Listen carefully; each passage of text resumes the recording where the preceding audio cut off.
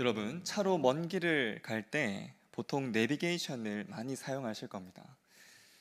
요즘은 이 내비게이션이 점점 발전해서요, 목적지까지 가는 길뿐만 아니라 주변의 맛집이며 카페, 주유소나 축제까지 다 알려줍니다. 내비게이션이 제공하는 이 수많은 정보들, 그 가운데서 가장 중요한 것은 무엇일까요? 바로 목적지까지 가는 방향입니다. 몇 미터 앞에서 우회전해야 되는지, 아니면 좌회전해야 되는지, 아니면 혹 유턴해야 하는지, 이것이 가장 중요한 정보입니다. 그래서 이러한 정보를 내비게이션 화면 가장 크게 우리에게 보여주고 알려주죠. 만약에 내가 쓰는 내비게이션이 주변의 맛집과 축제들을 신나게 나에게 안내해 주느라고 정작 목적지까지 가는 그 방향을 얘기해 주지 않는다면 아무도 그 내비게이션을 사용하지 않겠죠. 가장 중요한 것은 목적지로 가는 방향입니다. 그런데 이 방향만큼 중요한 것이요, 바로 그 방향대로 가는 행동입니다. 방향대로 나아가는 이 행동이 가장 중요합니다. 만약 어떤 분께서 내비게이션에게 네가 좌하면 나는 우하고 네가 우하면 나는 좌하리라, 여러분 이런 선포를 하며 가신다면 아무리 정확한 내비게이션도요, 아무 소용이 없게 됩니다. 방향대로 행동할 수 있는 것, 이것이 더욱 중요한 것이죠. 특별히 내가 아주 먼 길을 갈 때나 내가 한 번도 가보지 못한 길을 갈 때 내가 보는 것보다, 내가 듣는 것보다도 훨씬 더 많은 데이터를, 그것을 토대로 나를 인도하는 그 내비게이션의 말을 듣는 것, 그리고 그대로 행동하는 것이 너무나 중요한데요, 내 생각과 다른 방향으로 나를 인도하려고 할 때 참 그 방향 따르는 것이 아마 쉽지 않으셨음을 많이 경험해 보셨을 겁니다. 특히 내가 정한 그 방향대로 내가 한창 힘써 나아가고 있는 그 중간이라면, 그 과정 속이라면, 그리고 내가 이 내비게이션의 말을 내가 들었을 때 내가 목적한 바로 내가 가는 일에 조금이라도 변화가 생긴다면 그 방향대로 행동으로 옮긴다는 것, 너무너무 쉽지 않은 일입니다. 근데 여러분, 오늘 말씀 보시면 바로 이 어려운 일, 방향대로 행동하는 것, 내 생각과 너무나 다른 방향으로 나를 인도할 때 그것을 행동으로 옮기는 너무너무 참 어려운 이 길, 심지어는 그 방향대로 내가 나아갔을 때 내 계획과는 너무나 다른 곳으로 나아감에도 그 방향을 내가 받아들이고 그 방향대로 나아가는 너무너무 어려운 일을 행하고 있는 사람들이 등장하는데요, 바로 바울과 그 일행들이었습니다. 여러분, 당시에 이 바울과 일행들은요, 선교 여행을 하는 중이었습니다. 사도행전을 보시면 이 바울이 선교 여행을 1차에서 3차까지, 그리고 마지막에는 로마행으로 이어졌는데요, 오늘 본 말씀은 그 중에서도 2차 선교 여행을 하면서 일어났던 일을 우리에게 말해주고 있습니다. 여러분, 이 2차 선교 여행은 1차 선교 여행을 했을 때 세웠던 많은 교회들을 돌아보고요, 그 교회들을 굳건하게 하는 바로 그 사역, 그리고 계획했던 바로 그 일들을 더 행해 나가는, 여러분 그러한 이 선교 여행이었는데요, 여러분 이 2차 선교 여행은 특별히 아시아 지역을 중심으로 이루어졌습니다. 함께 우리 지도를 한번 볼 텐데요, 저기 보시면 가운데 붉은색으로 나타나 있는 저 지역이 아시아 지역입니다. 즉 지금의 터키 지역인데요, 여러분 당시에는 어떤 지역을 구역으로 나눠서 저기 보시면 아시아, 비두니아, 갈라디아, 갑바도기아처럼 저런 행정구역으로 나누었었습니다. 우리로 치면 경상도, 전라도, 강원도 이런 것처럼 그 행정구역을 나누어서 불렀던 명칭들이 많았는데 그 중에 하나가 바로 저 아시아였던 것이죠. 저 아시아는 지금의 터키 지역을 의미하였습니다. 여러분, 바울은요, 이 아시아 지역을 중심으로 2차 선교 여행을 하려고 했던 것이었죠. 그런데 이러한 이 바울과 함께 했던 그 일행들에게 오늘 본문 말씀 보시면 너무나도 큰 일이 찾아옵니다. 그것은 원래 가고자 했던 바로 그곳이 아닌 완전히 다른 곳으로 방향을 바꾸는 일이었습니다. 우리 함께 6절에서 7절 말씀을 함께 한번 읽어보겠습니다. 시작. 성령이 아시아에서 말씀을 전하지 못하게 하시거늘 그들이 부르기아와 갈라디아 땅으로 다녀가 무시아 앞에 이르러 비두니아로 가고자 애쓰되 예수의 영이 허락하지 아니하시는지라. 보시면 성령께서 그리고 예수의 영이 이 바울을 막으셨음을 알 수 있습니다. 여러분, 이뿐만이 아닙니다. 바울 일행이 드로아로 내려갔을 때는 바울에게 환상까지 보이는데요. 9절 말씀 보시면 이렇게 말씀합니다. 밤에 환상이 바울에게 보이니 마게도냐 사람 하나가 서서 그에게 청하여 이르되 마게도냐로 건너와서 우리를 도우라 하고. 우리 지도를 한번 다시 보겠습니다. 여러분, 바울이 향하려고 했던 저 비두니아 지역은요, 아시아 지역 위쪽에 있는 저쪽입니다. 저 비두니아 지역으로 이 바울이 나아가려고 애를 썼는데요. 여러분, 이 바울이 향하려고 했던 저 비두니아 지역과 그리고 하나님께서 지금 바울 일행을 인도하시려고 하는 마게도냐 지역, 아시아 지역 왼쪽에 보시면 왼쪽 상단으로부터 쭉 내려와 있는 저쪽이 마게도냐 지역입니다. 그럼 저기 보시면 바울이 향하려고 했던 방향과 하나님이 지금 이끌어 가시려고 하는 방향이 완전히 다름을 볼 수 있죠. 하나님께서 너무나 분명하게 이 바울의 선교의 방향을 완전히 바꾸려고 하셨음을 볼 수 있습니다. 여러분, 바울은요, 너무나도 큰 변화에 지금 맞닥뜨리고 있습니다. 만약에 여러분이 계획하고 열심히 지금 달려가고 있는 그 중에 갑자기 모든 것을 다 바꿔야 한다면 여러분, 그게 쉬운 일일까요? 결코 그렇지 않습니다. 바울도요, 마찬가지였을 거예요. 성령님께서 그리고 예수의 영이 그리고 환상까지 보이면서 바울의 이 선교의 방향을 바꾸시는 바로 이 일, 바울에게 너무나 쉽지 않은 일이고요, 너무나 큰 변화였던 것이죠. 여러분, 그런데 오늘 본문 말씀에서 저와 여러분이 집중해 보고자 하는 것은 바로 이 환상을 보고 난 이후에 바울의 반응입니다. 우리 함께 10절 말씀 함께 한번 읽어보겠습니다. 시작. 바울이 그 환상을 보았을 때 우리가 곧 마게도냐로 떠나기를 힘쓰니 이는 하나님이 저 사람들에게 복음을 전하라고 우리를 부르신 줄로 인정함이로라. 환상을 보고 난 후에 바울은요, 곧 바로 마게도냐로 떠나기를 힘썼습니다. 여러분, 바울이요, 원래 가려고 했던, 정말 힘써서 가려고 했던 곳이 비두니아 지역이었죠. 아시아 지역 위쪽 부분인데요.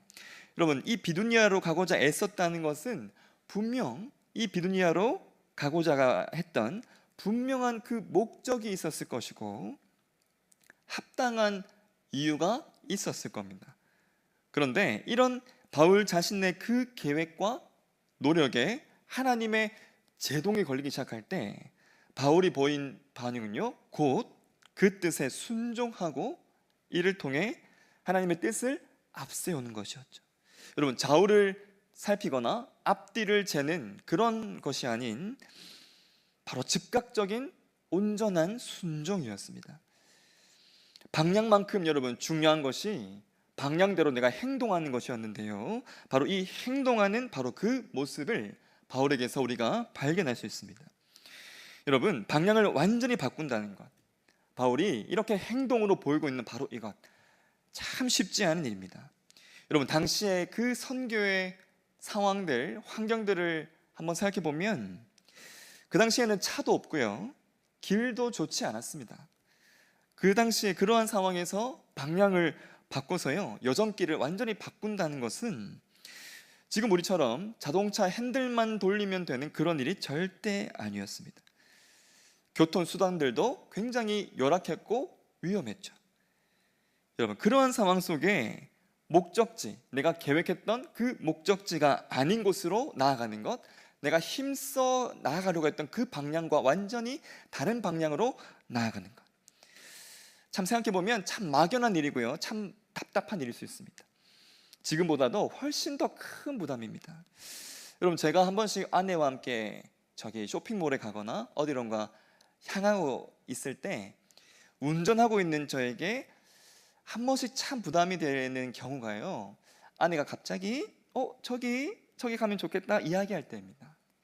내가 가고 있는 길에서 내가 계획하지 않은 곳을 갑자기 가고자 할 때나, 내가 계획하고 준비되지 않았던 곳으로 잠깐 들린다는 것도요, 핸들을 쥐고 있는 자로서 참 부담이 됩니다.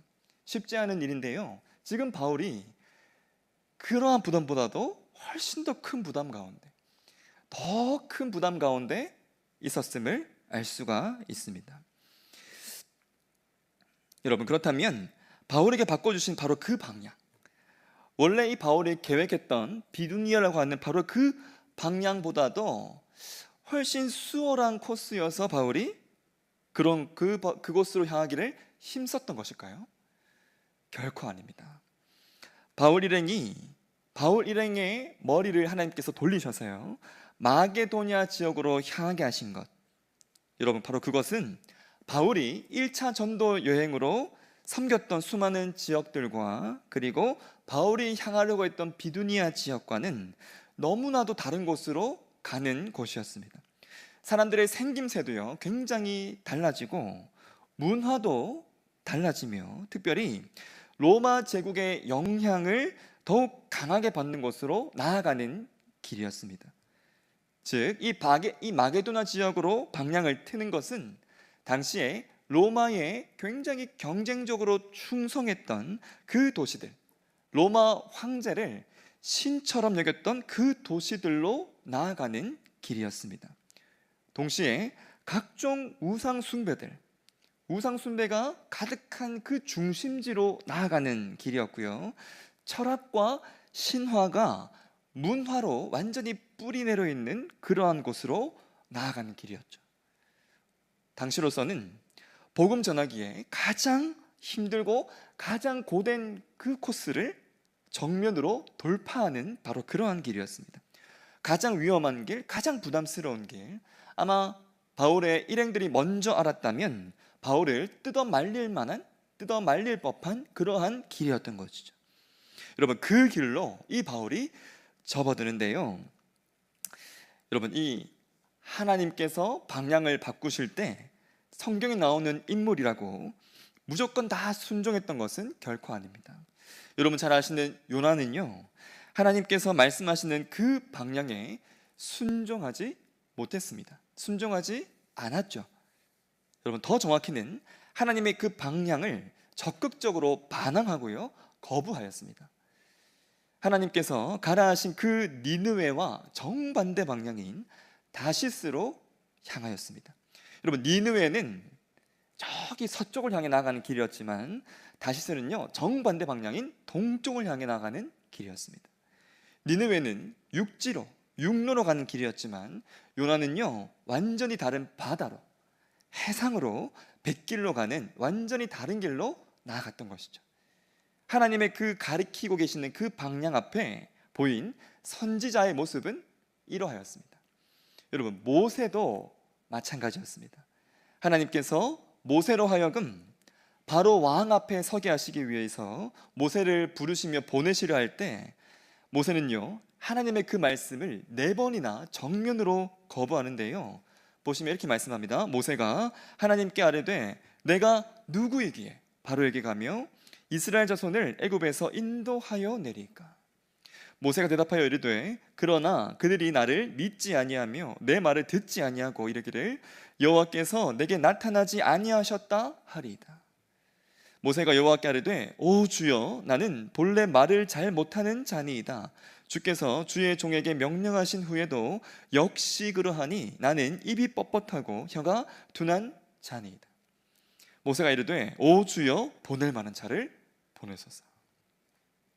이스라엘의 가장 위대한 지도자로 인정받는 그 모세조차도 하나님이 이끌어 가시려고 하는 그 방향에 선뜻 순종하지 못하고요, 한 자리에서 하나님께 이렇게 4번이나 거부하며 반항하였습니다. 하나님께서 이끄시는 그 방향에 순종한다는 것, 여러분, 이것은 하나님의 선지자와 지도자에게도요 쉽지 않은 바로 그 일인데요, 바울 또한 하나님의 이끌어 가시는 그 길 앞에 있었을 그 어려움들, 수많은 힘듦들 아마 먼저 보았을 겁니다. 더한 핍박이 있는 바로 그러한 곳, 더한 박해가 있는 바로 그러한 곳, 충분히 이것을 예상했을 바울인데요, 그때 바울이 보인 모습이 바로 즉각적인 순종, 힘쓰는 순종이었던 것이죠.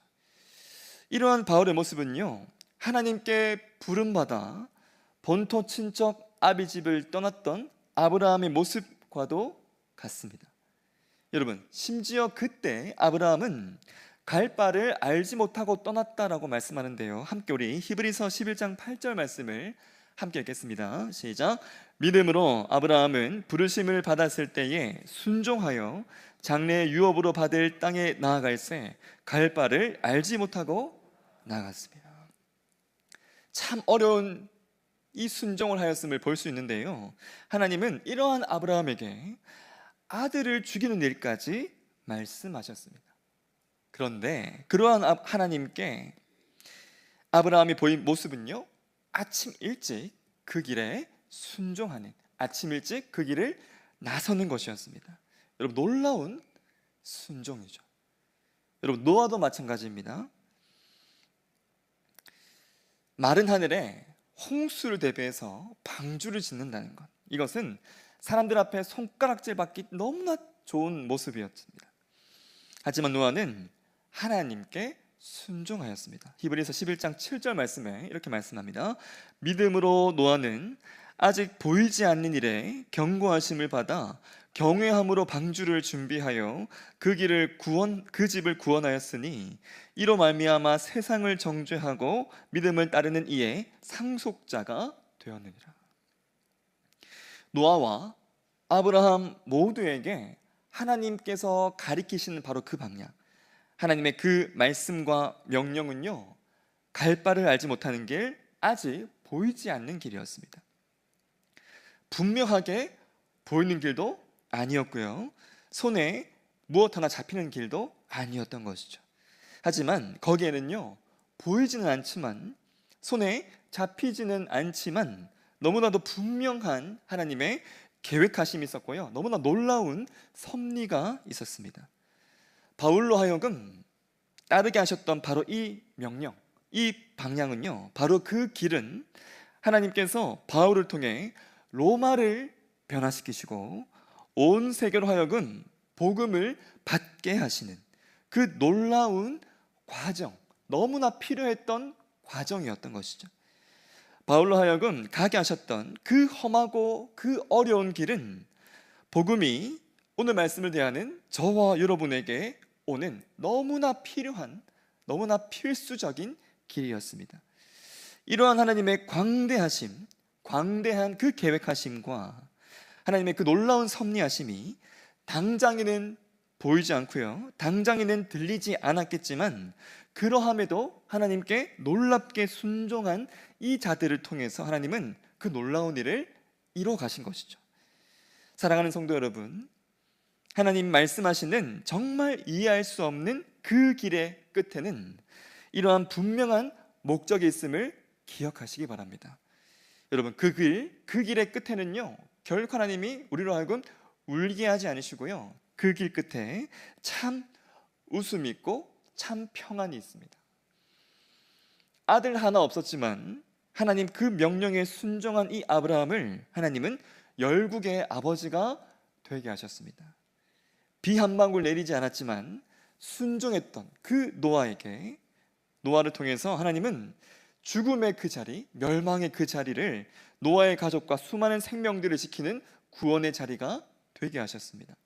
마게도나로 향하는 모두가 뜯어 말릴 법한 하나님의 그 인도하심에 순종했던 이 바울을 통해 하나님은 로마를 변화시키셨고요, 로마를 통해서 퍼져나간 그 복음이 이곳 우리 대한민국까지 전해지게 하셔서 저와 여러분이 이렇게 하나님을 아버지라 부르며 예배할 수 있게 되었습니다.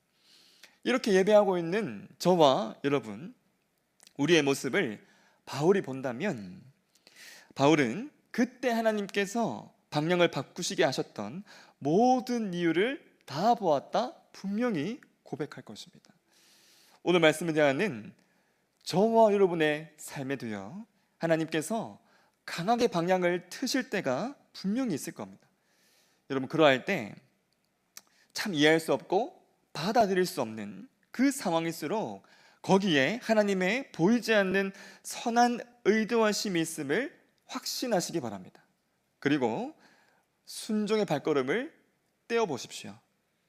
지체하고 주저하는 그런 순종이 아닌 즉각적인 순종의 모습이 우리의 모습이 될 때 나는 미처 보지 못했던, 나는 미처 듣지 못했던 하나님의 그 놀라운 섭리를, 그 놀라운 일들을 하나님 우리의 삶 가운데 이뤄나가기 시작하실 것입니다.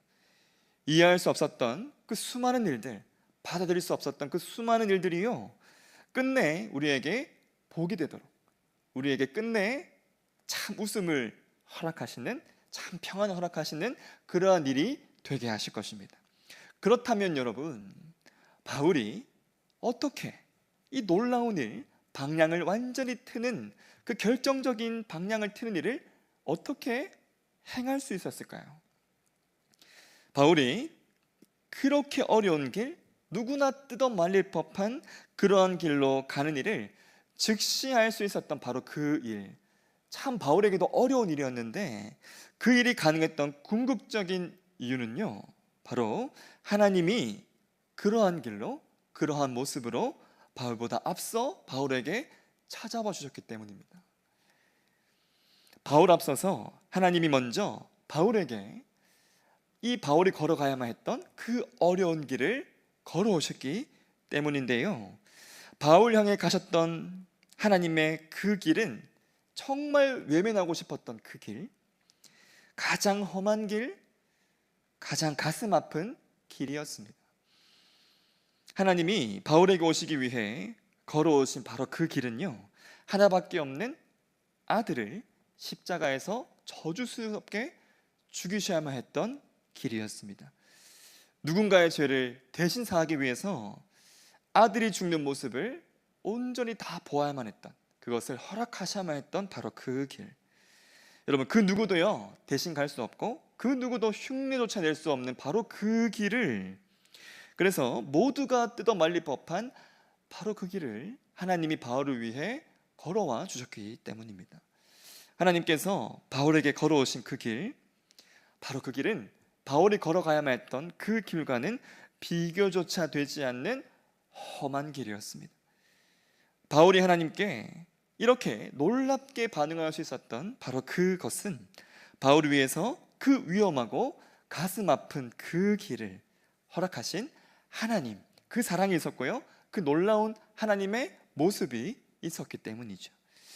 그 험한 길을 직접 가신 분이 바로 예수님이십니다. 예수님이 걸어가셔야만 했던 바로 그 길은 하나님께서 요나에게 말씀하신 바로 그 길, 하나님이 오늘 본 말씀 바울에게 말씀하신 그 길처럼요, 너무나 고민되고 너무나 피하고픈 길이었습니다.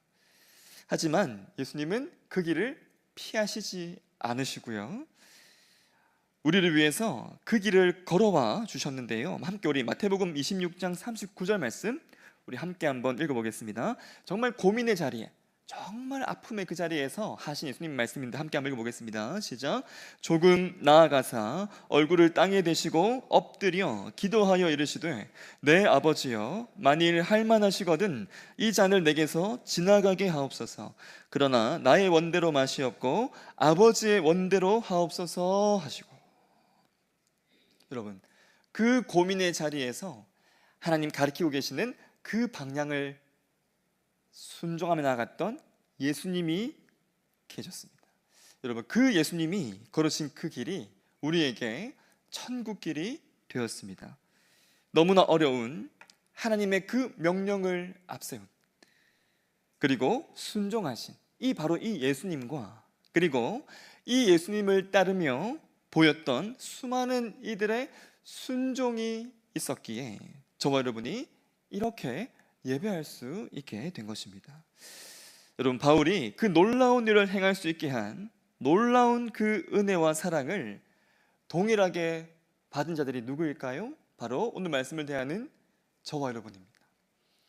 바울이 받은 그 은혜가 부럽지 않을 만큼 너무나 놀라운 은혜, 너무나 놀라운 사랑, 충분한 은혜를 받고 있는 자들이 바로 오늘 말씀을 대하는 저와 여러분입니다.